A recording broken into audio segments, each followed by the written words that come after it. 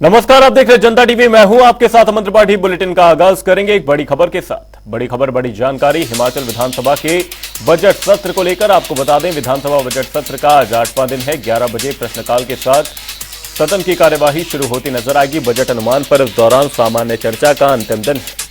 वहीं बजट पर जारी चर्चा पर सीएम आज जवाब देते नजर आएंगे। मुख्यमंत्री के जवाब के साथ चर्चा का समापन होगा।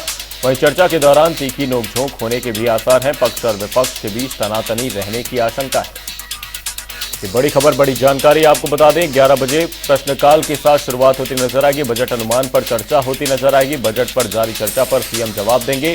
मुख्यमंत्री के जवाब के साथ चर्चा का समापन होता नजर आएगा। वहीं चर्चा के दौरान तीखी नोकझोंक के भी आसार हैं। पक्ष और विपक्ष के बीच तनातनी रहने की आशंका है। विधानसभा के बजट सत्र का आज 8वां दिन। 11 बजे प्रश्नकाल के साथ कार्यवाही शुरू होती नजर आएगी। बजट अनुमान पर सामान्य चर्चा का आज अंतिम दिन है। बजट पर जारी चर्चा पर सीएम आज जवाब देते नजर आएंगे। मुख्यमंत्री के जवाब के साथ चर्चा का समापन होता नजर आएगा। चर्चा के दौरान तीखी नोकझोंक के भी आसार हैं। वहीं पक्ष और विपक्ष के बीच तनातनी रहने के आसार हैं। विधानसभा बजट सत्र का आज 8वां दिन। 11 बजे प्रश्नकाल के साथ शुरुआत होती नजर आएगी। इसी खबर पर हमारे हिमाचल ब्यूरो चीफ विकास शर्मा इसी खबर पर हमारे साथ तमाम जानकारी के साथ जुड़े हुए हैं। विकास जी, आपसे जानना चाहेंगे, आज हिमाचल विधानसभा बजट सत्र का 8वां दिन है। क्या कुछ बड़ी बातें रहेंगी इस दौरान? वहीं बीते दिनों जिस तरीके से कार्रवाई चली है, आज क्या कुछ आसार हैं? क्या तीखी नोकझोंक इस दौरान देखी जा सकती है? निश्चित रूप से देखिए, कई ऐसे मुद्दे हैं जिनको बुलाने की कोशिश विपक्ष जो है वो लगातार कर रहा है। कल हमने देखा कि सदन के बाहर भी इसी तरह का प्रदर्शन जो है वो किया गया। गारंटियों का जिक्र करते हैं और रोजगार को लेकर जो है हमलावर रूप इख्तियार जो है, जहां एक तरफ विपक्ष किए हुए था, वहीं विपक्ष की तरफ से भी कई जवाब ऐसे दिए हैं जिससे असंतुष्टि विपक्ष की जाहिर की गई और उसके बाद विपक्ष ने सदन से वॉकआउट भी किया। और प्रश्नकाल के दौरान कई ऐसी चीजें होती हैं जब गहमा गहमी दोनों हिस्सों के भीतर सदन के अंदर देखने को मिलती है। आज भी कुछ इसी तरह की रणनीति विपक्ष बनाएगा और विपक्ष साफ तौर पर यही कह रहा है कि जिस तरह से उद्योगों में और हेरफेर करने की कोशिश जो है वो यहाँ पर की जा रही है। कई आर्थिक रूप से कई ऐसे आंकड़े हैं जिनको छुपाने का प्रयास जो है इस बजट के अंदर किया गया है। मुख्यमंत्री ने अपना बजट पेश किया था, अब उसका पालन जो है वो होना है। हालांकि आज की अगर बात करें, आज प्रश्नकाल से 11 बजे सदन की कार्यवाही शुरू होगी और उसके बाद 1 घंटे तक प्रश्नकाल चलेगा। उसके बाद बजट के ऊपर जो सामान्य चर्चा है वो होगी और आज उसकी मुख्यमंत्री जो है इस बजट पर अपना जवाब जो है वो भी सदन के अंदर रखेंगे। तो गहमा गहमी का माहौल, कई ऐसे चीजें हैं जिसके उनको लगातार मिलता रहा है। आज विधानसभा में जाने से पहले जिस तरह से कल विपक्ष ने तय रणनीति के मुताबिक जो है विधानसभा परिसर के बाहर ही प्रदर्शन जो है वो अपना किया था, आज भी इसी कड़ी में उद्योगों को लेकर, पिछले कल उद्योगों को लेकर ये कहा गया कि जो बल्क ड्रग पार्क है वो हिमाचल प्रदेश को मिला था, जबकि उसके ऊपर अभी तक कोई काम जो है वो मौजूदा राज्य सरकार जो है वो यहाँ पर नहीं कर पाई है। तो ऐसे में क्यों ये चीजें नहीं समय रहते हो पा रही है और बजट का प्रावधान होने के बाद भी अगर उसके ऊपर काम शुरू नहीं होता है तो कहीं ना कहीं चिंता जो है वो विपक्ष ने इस बाबत जारी की थी। आज भी इसी चीज को लेकर कि रोजगार जो है वो किस तरह से दिए जाए, क्योंकि लगातार कांग्रेस गारंटियों का जिक्र करते हुए बात कह रही थी कि 5 लाख लोगों को रोजगार हिमाचल प्रदेश में दिया जाएगा। ये उनका संकल्प पत्र था, उनका मैनिफेस्टो था। तो ऐसे में क्या उस मैनिफेस्टो के अंदर जो है वो अभी तक 1 साल से ज्यादा का समय सरकार को हो चुका है, तो क्या वो किया गया है? तो इस पर जानकारी जो है मुख्यमंत्री ने कहा कि सरकारी नौकरियों का वायदा जो है वो यहाँ पर नहीं किया गया था।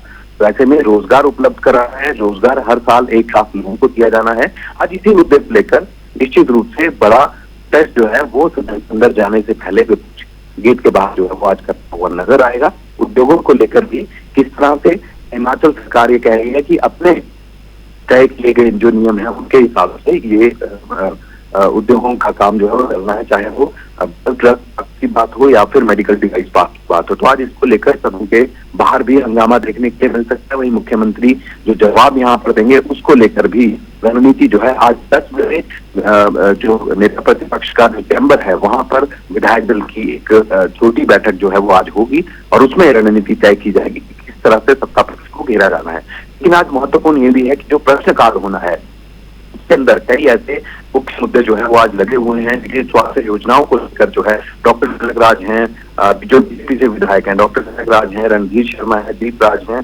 आशीष शर्मा है, राकेश जम्वाल है। तो ये तमाम जो विधायक हैं ये स्वास्थ्य सुविधाओं को लेकर जो है, स्वास्थ्य की योजनाओं को लेकर सरकार से कई तरह के सवाल जो है वो आज पूछेंगे। इसके अलावा हाइड्रो पावर प्रोजेक्ट है या फिर जो वैकेंसी जो चल रही है उनको लेकर तरह से पोजीशन आज के समय में है, टूरिज्म से रिलेटेड जो है वो आज चीजें पूछी गई हैं। तो इसी तरह के कई ऐसे महत्वपूर्ण सवाल हैं जो कि आज प्रश्नकाल के दौरान सत्ता पक्ष से जो है वो विपक्ष के कई विधायक जो है सवाल यहाँ पर पूछ सकते हैं। और सत्ता पक्ष के भी कुछ एक विधायक जो है वो भी अपनी सरकार से इन समस्याओं को लेकर या फिर इन मुद्दों को लेकर जो है वो जवाब जो है वो यहाँ पर उसका दौर आज देखने के लिए मिल सकता है।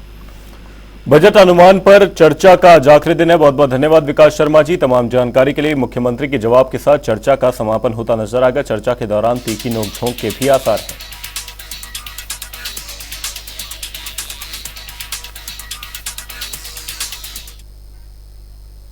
बुलेटिन में रुक करेंगे अगली बड़ी खबर की ओर। बड़ी खबर, बड़ी जानकारी सामने। इस वक्त की बड़ी खबर आपको बता दें, समग्र शिक्षा अभियान का आयोजन किया जाना है। ये बड़ी खबर, बड़ी जानकारी। अंतर्राष्ट्रीय भ्रमण पर चयनित शिक्षक जाएंगे। वही अभियान के तहत विदेश यात्रा पर शिक्षक जाने वाले हैं। वहीं आज से कार्यक्रम की शुरुआत होती नजर आएगी। राज्य अतिथि गृह पीटर हाफ से शुरुआत होती नजर आएगी। सीएम सुखविंदर सिंह सुक्खू भी इस दौरान मौजूद रहने वाले हैं। शिक्षा मंत्री रोहित ठाकुर भी इस दौरान मौजूद रहेंगे। ये बड़ी खबर, बड़ी जानकारी। 200 शिक्षक इस दौरान चयनित किए गए हैं। वहीं पहले चरण में सिंगापुर जाएंगे शिक्षक। ये बड़ी खबर, बड़ी जानकारी। स्कूलों का इस दौरान एक्सपोजर विजिट किया जाना है। समग्र शिक्षा अभियान का आयोजन किया जाना है। इसके तहत आपको बता दें, चयनित शिक्षकों को अंतर्राष्ट्रीय भ्रमण पर भेजा जाएगा। अभियान के तहत शिक्षक विदेश यात्रा पर जाएंगे। वहीं आज से कार्यक्रम की शुरुआत होती नजर आएगी। राज्य अतिथि गृह पीटर हाफ से शुरुआत होती नजर आएगी। वहीं सीएम सुखविंदर सिंह सुक्खू भी इस दौरान मौजूद रहेंगे। साथ ही शिक्षा मंत्री रोहित ठाकुर भी इस दौरान मौजूद रहेंगे।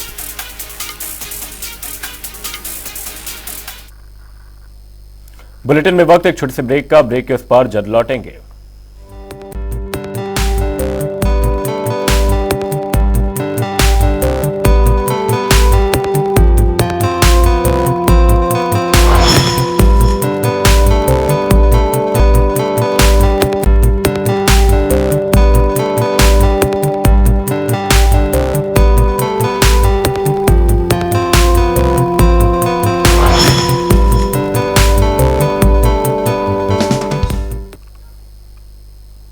ब्रेक के बाद आपका स्वागत है। आप देख रहे हैं जनता टीवी। लोक निर्माण मंत्री विक्रमादित्य सिंह ने केंद्र सरकार पर निशाना साधा। उन्होंने विधानसभा सदन के अंदर बजट पर चर्चा के दौरान कहा कि भगवान राम किसी की जागीर नहीं है।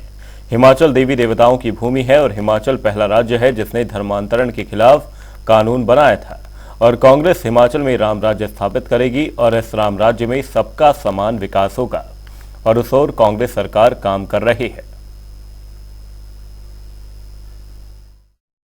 भगवान राम, प्रभु राम किसी की जागीर नहीं, किसी के व्यक्ति विशेष या पार्टी विशेष या किसी इलाके विशेष के जो है वो मुरीद नहीं है।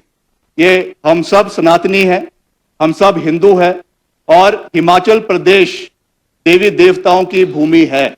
आपको ये नहीं भूलना चाहिए कि हिमाचल प्रदेश में धर्मांतरण का कानून कांग्रेस पार्टी की सरकार लेकर आई थी, 2007 में लेकर आई थी।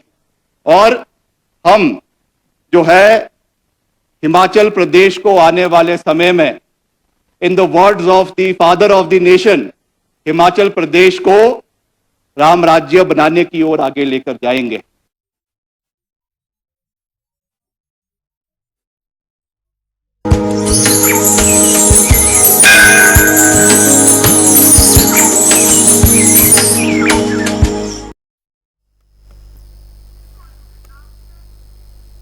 मंडी में सांसद प्रतिभा सिंह ने दिशा समिति की बैठक की अध्यक्षता की। डीआरडीए सभागार में आयोजित इस बैठक में उन्होंने सभी अधिकारियों को लंबित कार्यों का जल्द से जल्द निपटारा करने के सख्त निर्देश दिए।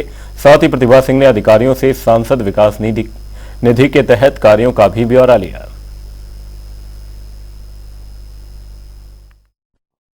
दिशा कमेटी की मीटिंग हर 3 महीने के बाद करते हैं। इसका रिव्यू किया जाता है। जो पिछली मीटिंग में निर्देश दिए गए, जो अधिकारी वर्ग को बताया गया कि इन कामों में तेजी लाएं, उसका रिव्यू आज लिया गया और मुझे खुशी है कि उन्होंने काफ़ी कामों को अपडेट किया है और काफ़ी कामों को सिरे चढ़ाया है। कुछ शेष काम रहते हैं जिसमें कुछ अड़चनें थी, उसके बारे में भी डिस्कशन हुआ है और उसके बारे में भी कहीं कहीं हमें केंद्र सरकार से वो मसले उनके ध्यानार्थ लाने हैं। उसके लिए भी मैं उनको चिट्ठी लिखूंगी, चाहे वो हमारा NHI का मसला है।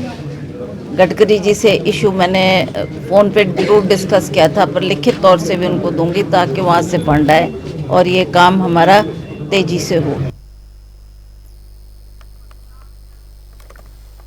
लोकसभा चुनावों के नजदीक आते ही हमीरपुर में बीजेपी महिला मोर्चा ने कमर कस ली है और इसी के चलते महिला मोर्चा की अहम बैठक का आयोजन किया गया। बैठक में महिला मोर्चा अध्यक्ष वंदना योगी ने शिरकत की।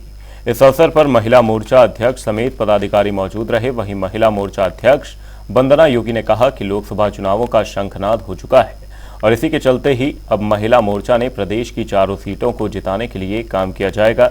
उन्होंने कहा कि बैठक में प्रस्ताव पारित किया गया है कि हर बूथ पर चाय पर चर्चा की जाएगी और इसी के चलते आज ठोस रणनीति तैयार की जा रही है।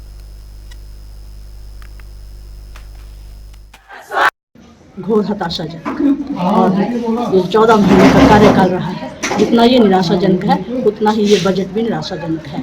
गारंटी को पूरा करने का कोई भी बिंदु उसमें है नहीं और बल्कि केंद्र सरकार ने जो बजट का प्रावधान किसी कार्य को लेकर किया था, इस बजट में उसको भी शो किया। इतना छलावा, पढ़ी लिखी जनता है, पढ़ा लिखा समाज है और बहनें तो बदला देने के लिए तैयार हैं। बहनों के साथ जो छलावा हुआ है, बहनों को विश्वास में लेकर गारंटियां झूठी देकर जो सत्ता हासिल की है 14 महीने में, उस पर एक भी कदम प्रदेश सरकार ने उठाया नहीं है, न आगे उनकी मंशा दिख रही है बजट को देखते हुए। इसलिए बहनें तैयार हैं और बदला पूरा चुकाएंगे। धर्मशाला में कांग्रेस के मुख्य प्रवक्ता प्रेम कौशल ने प्रेस कॉन्फ्रेंस की। इस दौरान कांग्रेस मुख्य प्रवक्ता प्रेम कौशल ने बीजेपी पर जुबानी हमला बोला। उन्होंने कहा बीजेपी का एकमात्र एजेंडा है कि सत्ता में कैसे आए। उन्होंने कहा कि सत्ता प्राप्ति के बाद बीजेपी ने भ्रष्टाचार की परिभाषा ही बदल दी है।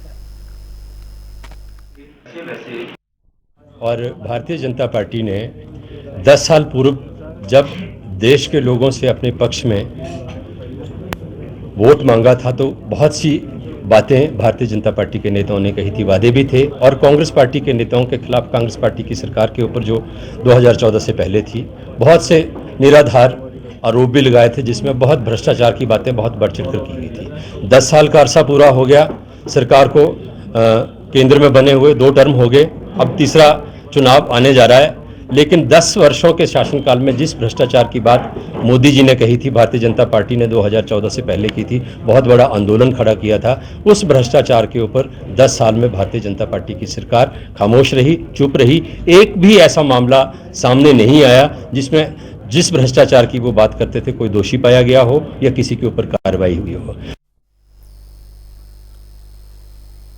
धर्मशाला के जोनल अस्पताल में अब मरीजों को बेहतर स्वास्थ्य सुविधाएं मिलेंगी। दरअसल मरीजों को उनके फोन पर ही हेल्थ रिकॉर्ड मिल जाएंगे। साथ ही मरीजों का उपचार करने वाले डॉक्टर भी एक क्लिक में मरीजों का पूरा डेटा देख पाएंगे। MS डॉक्टर राजेश गुलेरी ने इस बारे में जानकारी देते हुए बताया कि राष्ट्रीय स्वास्थ्य मिशन के तहत प्रदेश के कुछ अस्पतालों में हॉस्पिटल मैनेजमेंट इंफॉर्मेशन सिस्टम स्थापित किया गया है और जोनल अस्पताल में इसे पायलट बेस पर शुरू किया जा रहा है। देखिए, प्रदेश सरकार द्वारा लगातार ये प्रयास किए जाते हैं कि लोगों को बेहतर स्वास्थ्य सुविधाएं प्रदान की जाएं और उसमें सरकार द्वारा ये भी सुनिश्चित किए जाने का प्रयास है कि जो टेक्नोलॉजी है उसका उपयोग बेहतर सूचना संप्रेषण के लिए किया जाए।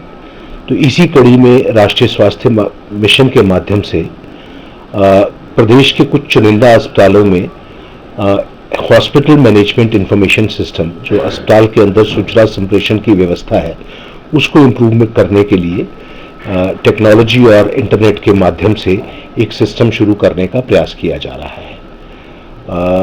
जोनल अस्पताल धर्मशाला में भी पायलट बेसिस पर इसे शुरू करने की प्रयास किए जा रहे हैं और हम अंतिम चरण में हैं जब ये हम प्रणाली शुरू की जाए।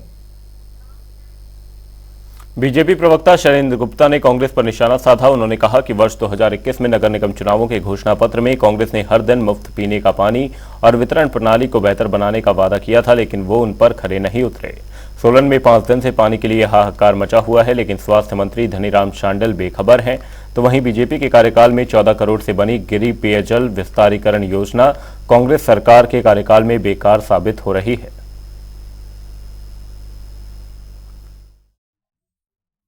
जब से पिछले लगभग 14 वर्ष से कांग्रेस की सरकार आई है, सोलन के प्रत्येक क्षेत्र में, विशेषकर नगर निगम में जो पानी की समस्या है, इसको आप देखेंगे कि जब 2021 का कांग्रेस का घोषणा पत्र में जो सबसे पहला बिंदु था, उन्होंने उसमें 25 बिंदुओं को लिया था।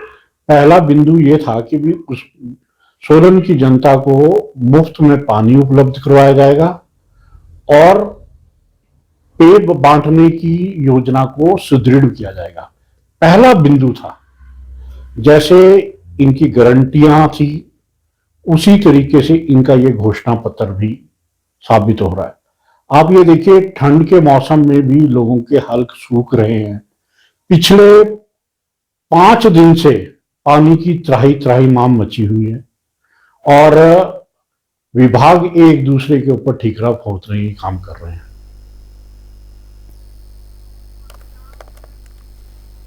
प्रदेश भर में डॉक्टर एसोसिएशन का प्रदर्शन लगातार जारी है। उन्होंने एनपीए बहाल करने समेत 5 मांगे सरकार के समक्ष रखी हैं, लेकिन उनकी मांगों पर ध्यान नहीं दिया जा रहा है, जिससे डॉक्टर एसोसिएशन ने 2.5 घंटे की पेन डाउन स्ट्राइक शुरू कर दी है, जिसकी वजह से मरीजों को परेशानी हो रही है। हालांकि आपातकालीन सेवाएं जारी हैं, लेकिन मरीजों को ओपीडी के बाहर डॉक्टर्स का इंतजार करना पड़ रहा है। आज दूसरा दिन है हमारी पेन डाउन स्ट्राइक का और सरकार की तरफ से अभी तक कोई भी निर्णय नहीं लिया गया है। तो अभी तक फिलहाल हम इसको तो पेन डाउन स्ट्राइक और ब्लैक प्राइसेस को कंटिन्यू किए हुए हैं। आगे जैसे भी स्टेट बॉडी से कोई भी अगर हमें निर्देश आता है तो उसके अनुसार हम अगले कदम उठाएंगे। धन्यवाद। एमरजेंसी सर्विसेज जो हैं वो पहले की तरह जैसे चली हुई थी, एज यूजुअल वैसे चली हुई हैं और इसके साथ ही जो हमारा रूटीन ओटी है वो भी जिन पेशेंट्स को पहले से डेट किया हुआ है उनको भी ओटी में केसेस किए जा रहे हैं। एमरजेंसीज को लेकर कोई भी हमारी तरफ से स्ट्राइक का कोई मतलब इसके लिए आह्वान नहीं है कि एमरजेंसी सर्विसेज को बंद करना है। सरकार को रोष प्रकट कर रहे हैं कि हमारा जो मुख्य जो डिमांड चार्टर था, 5 सूत्री मांग जो थी, जिसमें कि हमारा एनपीए नॉन प्रैक्टिसिंग अलाउंस जो डॉक्टरों को 1962 से मिलता आ रहा है। दूसरा हमारा डायनेमिक कैरियर प्रोफेशन स्कीम, जो एक हर डॉक्टर का अधिकार है कि अपनी जिंदगी में वो आगे बढ़े। जो हमारे प्रमोशन का एक चलन होता है वो फिर से शुरू करे सरकार।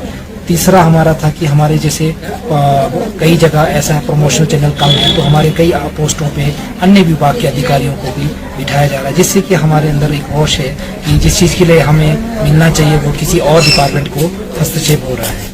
और बाकी हमने एक हमारे जो नए युवा पीजी हमारे इस कॉलेज में जाना चाहते हैं, उनके लिए सरकार ने कई ऐसी नीतियाँ बनाई हैं। वो 4 साल तक ड्यूटी करते रहेंगे लेकिन पीजी का एग्ज़ाम नहीं दे सकते हैं, जिसको कि हमने हर मीडिया से लेकर सरकार तक हमने बात रखी थी कि इसको 2 साल किया जाए, ताकि हर आदमी को एजुकेशन का एक राइट्स होना चाहिए। आज हमारा दूसरा दिन है पेन डाउन स्ट्राइक का और इस बीच जो था, जो हमारे सीईसी के जो हमारे प्रेसिडेंट हैं उनको डायरेक्टर साहब ने एक मेल करके एक कागज पे जो है मिनट्स ऑफ मीटिंग भेज दिए, और जिसका कोई भी वैसा नहीं है कि जैसे मिनट्स ऑफ मीटिंग बनते हैं, कौन किसकी अध्यक्षता में मीटिंग हुई, कौन कौन थे, किस वक्त हुई, कुछ नहीं। बस प्लेन पेपर पे 7-8 चीजें उन्होंने लिख के भेज दिए और उसमें ऐसा कोई भी जो हमारी डिमांड्स थी उनके बारे में कोई भी बात नहीं कही। एनपीए इशू करी, जो